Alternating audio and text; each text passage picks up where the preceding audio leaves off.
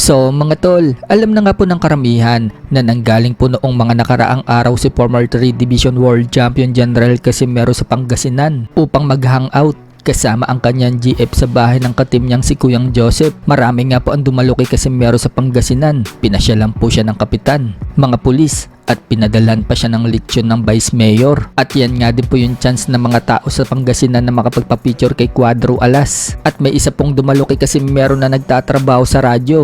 Yan po ay si Rapido Alan. Nakapanayam nga po niya si Casimero mga tol at natanong tungkol sa boxing. Diyan nga po kinumpirma ni Casimero na may laban siyang parating sa December, pero hindi pinangalanan ni Casimero mga tol ang kanyang makakalaban. Pero sinabi ni Casimero kung anong bansa itong makakalaban niya. Wika ni Casimero, negosyasyon pa umano kung sino yung makakalaban niya, pero Japanese daw or Meksikano ang sunod niya makakalaban. So dahil sa sinabi ni Casimero na Meksikano at Japanese, mukhang ang mananalo sa Kyonosuke Kameda versus Sebastian Hernandez talaga ang makakalaban ni Casimero dahil Meksikano itong si Hernandez habang Japanese naman si Kyonosuke Kameda. Meron ako nababalitaan na matutuloy ang laban kung sino man nakalaban mo by December. Sino ito?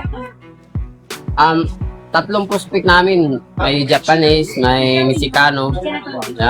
Yun.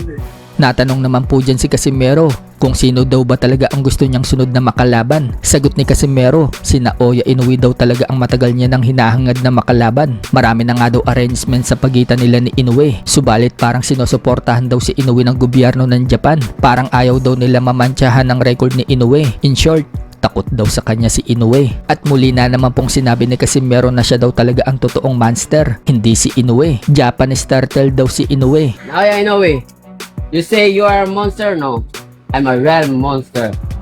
You are Japanese turtle again. Natanong naman si Casimero kung sakaling matuloy daw ang laban nila ni Inoue, magkano daw ang hihiritin ng kampo niya. Sagot ni Casimero, $500 million daw. Kung sakaling matutuloy ang laban ninyo ni Naoya, magkano ang hihiritin ng kampo mo? Billion yata, $500 million. $1 billion pesos.